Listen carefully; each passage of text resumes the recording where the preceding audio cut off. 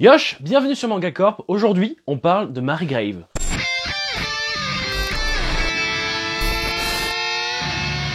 Margrave est réalisé par Yamaji Hidenori et comporte pour le moment 4 tomes au Japon.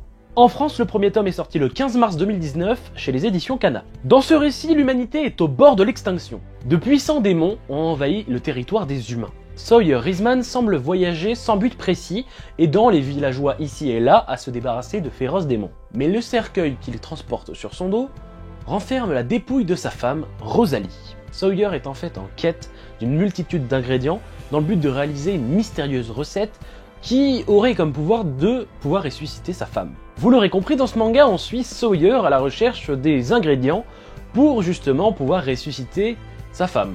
Mais évidemment, ça se fait pas d'un claquement de doigts et ça fait déjà plusieurs décennies qu'il est à la recherche de ces ingrédients. Aussi, dans cette œuvre, les artefacts permettent d'acquérir temporairement des pouvoirs spéciaux.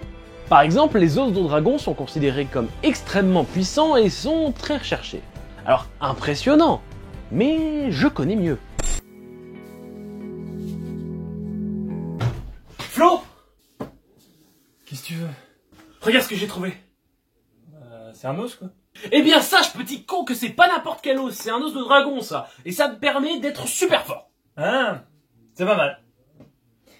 Mais moi, j'ai ça, qui contient la recette pour ressusciter les morts. Je suis désolé, je tue tout le monde. Mais oui, mais ça sert à rien, mec, avec ça, je les ressuscite. Et moi je les retue. Mais je les ressuscite. Et moi je les retue.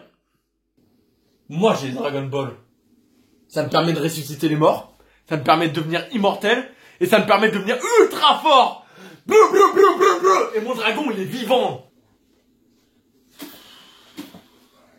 Moi je m'en fous, je les retue. Sawyer est un personnage assez particulier. Il ne peut pas être catégorisé comme badass, ni surpuissant. Mais il a quelques cordes à son arc. Par exemple, il peut ingérer les artefacts pour pouvoir les utiliser à pleine puissance. Vite, il me faut de la poussière de fée.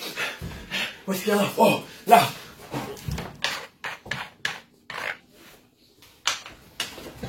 C'est génial le pouvoir! Alors pourquoi est-il le seul à pouvoir utiliser les artefacts à pleine puissance? Ça, vous le saurez en lisant l'œuvre. À part ça, qu'est-ce que je pense de cette œuvre? Eh bien, malgré un scénario assez original, le début est assez lent. Du coup, j'ai difficilement plongé dans cette histoire. Mais en avançant dans ce tome, j'ai été de plus en plus attaché à Sawyer. D'une part dû aux révélations qui ont été présentées dans ce tome, mais aussi grâce à son comportement assez extravagant. Sinon, l'univers est sympa. Simple, mais sympa, on n'en demande pas plus, on est au courant de ce qu'il faut, voilà, on n'est pas perdu, donc ça c'est bien. Les 2-3 premiers arcs passent très vite, et c'est pas forcément dérangeant, au contraire c'est agréable, on n'a pas le temps de s'ennuyer. Ce que j'aime beaucoup chez les personnages secondaires, c'est qu'ils sont pas trop détaillés. Il y a juste ce qu'il faut, on n'en veut pas plus, de toute façon on les voit dans juste un tiers du manga, donc c'est parfait. Bref, si vous n'avez pas envie de vous prendre la tête et que vous aimez les histoires de fantasy et de romance, je pense que ce manga est fait pour vous.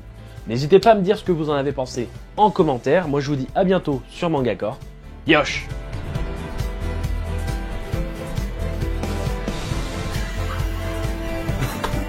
Je te mettrai.